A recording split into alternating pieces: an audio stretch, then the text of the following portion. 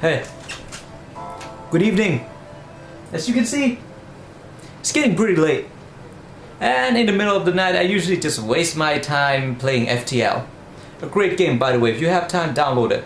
But anyway, I'm here to talk about two movies that I saw recently. Now for the first movie, I'm not gonna be spending that much time talking about it. You know why? I don't want to spoil it. Now, I really enjoyed this movie and I want more people to go and see it. But I'm afraid if I talk too much about it, I might give away plot points that's gonna ruin the experience for you. This is Cloud Atlas, by the way. I just saw this about a week ago. And I had high expectation of it. I saw the trailer, I saw the concept, lots of my friends from Glasgow talked about it, and I was hyped. This looked like a really good movie. But some of them did warn me that I might get confused. This film is basically 6 movies in one.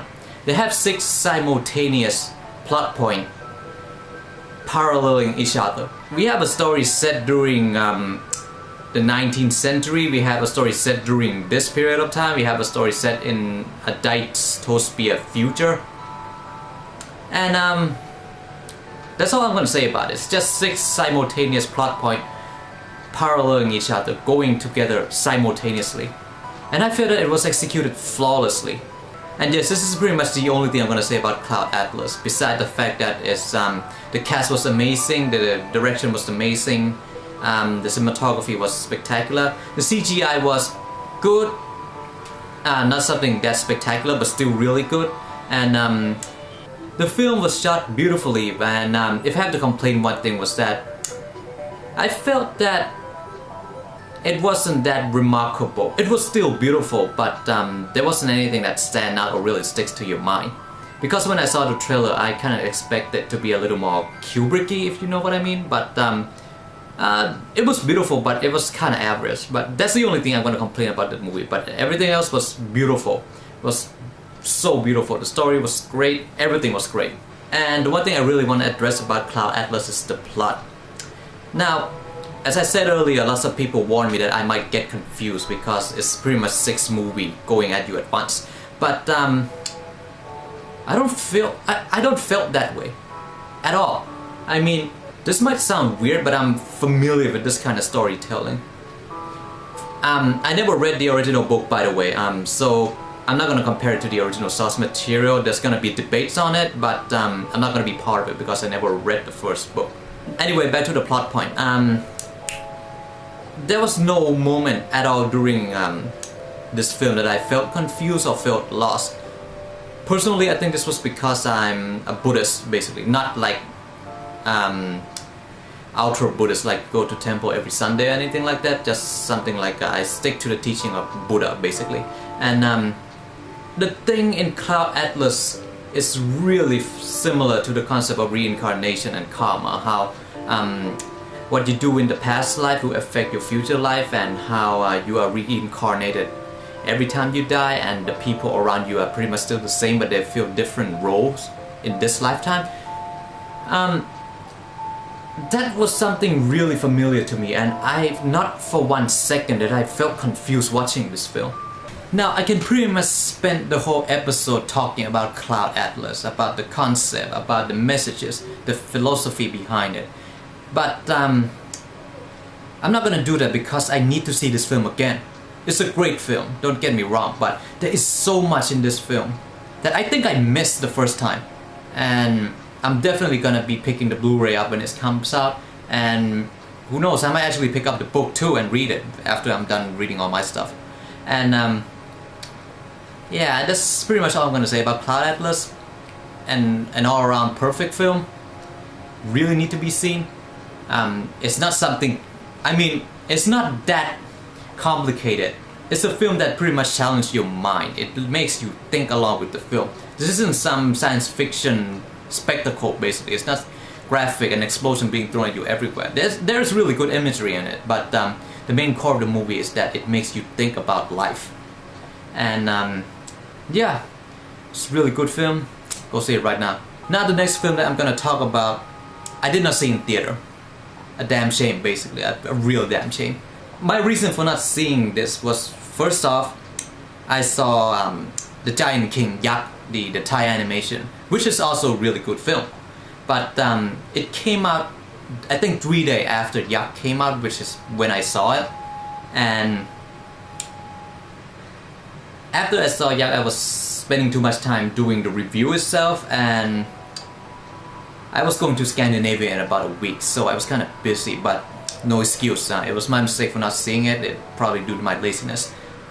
And this is the funny thing. This movie did its best to avoid me. I mean, I came back from Scandinavia hoping that it might still be in theater, but it got pulled after like only 2 weeks because it's not a mainstream one. And I just got back from Glasgow about a week ago, and I hope that I might pick up the DVD or Blu-ray from HMV in Scotland, but it doesn't come out until 2013, and it's a real damn shame. However, it did came out on the States, and when I got back to Thailand, I got the imported version with me. This is ParaNorman. Close up, close up, close up, close up, close up, close up. One of my friend, a critic in Scotland, he's in Edinburgh, his name is Jonathan Glenn. He told me that he gave a rave review for this. He told me this is a must-see of 2012. I was really pissed off and jealous at this because I really want to see the film and I totally blew it. I missed it completely. And he did told me that there was a real Ghibli moment. If Ghibli, you know, the famous studio, Japanese animation studio, which I find really surprising, considering kind of a lackluster Western animation coming out this year. And I'm really hyped. And one thing that I was really scared before I watched ParaNorman was that, am I getting hyped too much? Is this gonna be a disappointment? Thankfully it wasn't. ParaNorman is a film that really stretches the boundary of a children's film. Sure, this is still a children's film, and the story was surprisingly dark. I was really surprised. I was guessing. This doesn't happen to me when I watch animation or cartoon or animated feature on a whole. I mean, for example, Yak, there was really good moments in it, but the plot point was still pretty predictable. You know where it's gonna go. You know who's a bad guy, everything is kind of clean. But in ParaNorman case, everything doesn't appear what it seems in the first place. So the story is basically about this kid named Norman, and he got sixth sense basically, and he can see and talk to spirit, and everybody treat him like an outcast because he talked to himself basically. I mean, if I saw people talking to themselves, I'd be freaking scared too, but I digress. Here's the thing. When the plot actually kicked into motion, I was shocked, basically. I have no other word to say, but I was shocked. There was a major plot point. I want to talk about this. What the hell, I'm gonna talk about it. Spoiler, by the way, this movie has been out since like what, March or April, I can't remember. This movie has been out for a long time. I'm just gonna say it. So the plot of ParaNorman is that there's this prophecy that say that a witch cursed the people who hanged her, and they're gonna come back to life as a zombie. Then that prophecy came true, the zombie came out. Then it got to the part where I didn't think that this would be shown in a children's film. So it turns out that the zombies are the people who hanged the witch. So it turns out that the person that was hanged for witchcraft was a girl the same age as Norman. She was like 12.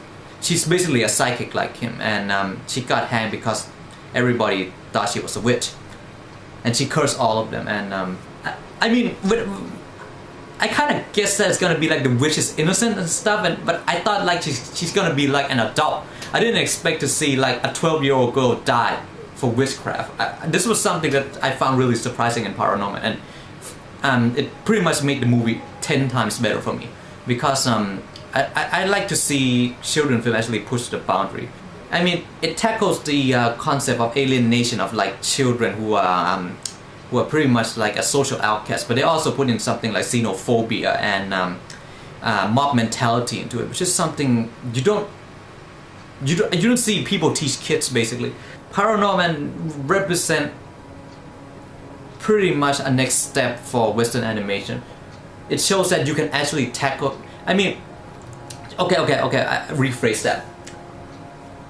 It represents a step for Western animation, but ParaNorman is from a small studio, and no big studio is gonna risk doing something like this. There's gonna be lots of people that's going to go against it. If you see, for example, like The Princess and the Frog, which is a really mediocre Disney 2D film, it's gonna be like the big second Disney Renaissance, but it like fell apart completely.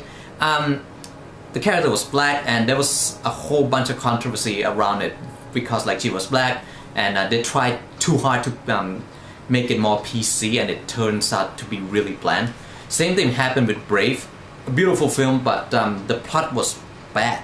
It shows that they try to market it too hard towards like a certain demographic. ParaNorman is a film that basically ignore everything and just go with what they already had in mind. And the final product was pretty much a piece of cinematic history, basically. It's a really beautiful film. The plot was really good. The story was surprisingly dark. The climax was epic, and the message it tries to convey was spot on. It's pretty much something that in this modern society where you can pretty much spread hatred so easily by using something like Facebook and Twitter, and for people who pretty much like feel alienated, it's a good message saying that don't remember the bad thing, remember the good things in life, and pretty much say to the people who like to gang up and hate on people that you suck, basically.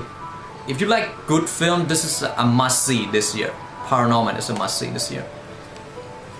And that's pretty much it. I mean, turns out I talk more about ParaNorman than Cloud Atlas because it's because basically Cloud Atlas, I don't want to spoil it for people. This is something you really need to see. It's something that you need to go and watch and find your own philosophical answer for it. But ParaNorman is pretty cut and dry, but it pushes boundary. Basically, go see both films. After you watch Cloud Atlas in theater, go to your nearest like DVD store like HMV or anything and just pick up ParaNorman. That's pretty much it for this episode of the Thai Terror. So it's pretty short, but I'm gonna be hibernating soon. Today's the 10th basically, and I'm gonna be sleeping for the next 3 days in anticipation for a movie. That is based on a book that in a way shaped my future. Of course, I'm referring to none other than The Hobbit. So, see you in 3 days, and in the meantime, Sawadee Krap. Far over the misty mountains cold, to dungeons deep and caverns old, the pines were roaring on the height, the winds were moaning in the night, the fire was red, it flaming spread, the trees like torches